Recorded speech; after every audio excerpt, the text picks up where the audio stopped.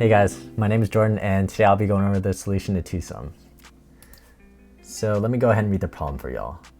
Given an array of integers nums and an integer target, return indices of the two numbers such that they add up to the target. Let's go over what that means.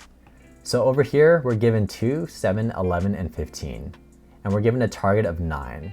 We want to find the list, the two numbers that add up to our target. In this case, it's going to be 2 and 7. And they want us to return the index of these two numbers. So the output is going to be 0 and 1. If we go back up and read the rest of the problem, we're going to see that we're given a few other constraints.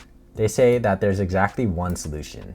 So when I see this, I'm thinking that a solution will always exist for their inputs, and there will be no more than one solution here. And you may not use the same element twice. So if we go over here to example 2, we get a target of 6, and we have an element of 3 in this list. So we can't say that 3 plus 3 itself is a solution because there's only one element of 3. Versus if we go over here to example 3, we're given a target of 6 and we have two elements of 3. So in this case, 3 plus 3 would be a valid solution. So I'm going to go over here to my additional example and kind of go into the intuition behind all this. What you need to know is that for a number n, I'm going to call it, there exists some complement that will get you to the target. So over here we have 5, and 5 plus something is going to get you to our target 4. We're going to solve for that complement, and by subtracting n to both sides, and for this specific n again, it's going to be 5. Our target is going to be 4. So 4 minus 5 equals -1. And now that we have this complement, we can check if it's in our list of numbers. So we see it's -1 in here and it's not. So we can say that that's not a valid solution. And we can move on to the next one. And now we have 3. So from 3, we're going to find its complement. And we're going to do 4 minus 3, which equals 1. And 1 is in this list of numbers. So we know that 3 and 1 is a solution. And we're going to return the index 1 and 2. So if we were to do this with a linear search, kind of like how I just described, where we have 5, and then we're going to check if it's in here and see it's not, and then move on. So that would be a time complexity of O of n squared, because for every number, we're checking every other number. So we could do this in a linear time complexity by using a scene hash map, in this case, a Python dictionary. So what we're going to do is check if the complement is in scene. And if it's not, we're going to add the current number that we're at and its index.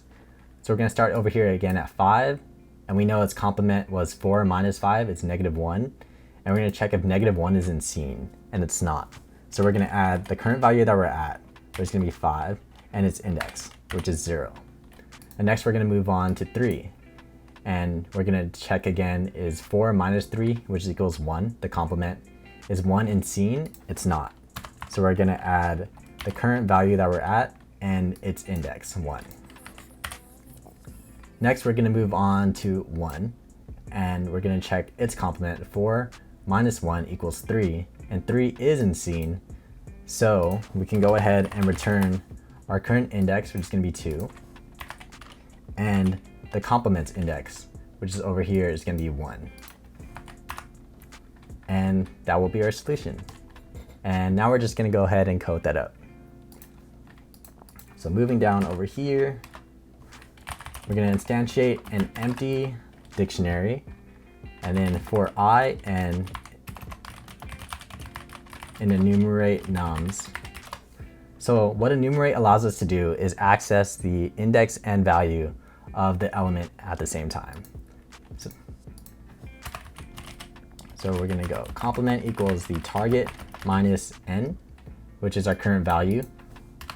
And if the complement is in our scene dictionary, then we can return the current index that we're at, which is I, as we defined here, and the value of the complement's index. Again, it's the value in the dictionary. So we're going to use a scene dictionary and complement as the key. And if we don't see the complement in scene, we're gonna add the current value that we're at, which is n, and we're gonna map it to its current index. And that should be the solution right there. So we're gonna comment this out and submit this. And there you go. That's the solution for twosum, and thank you for watching.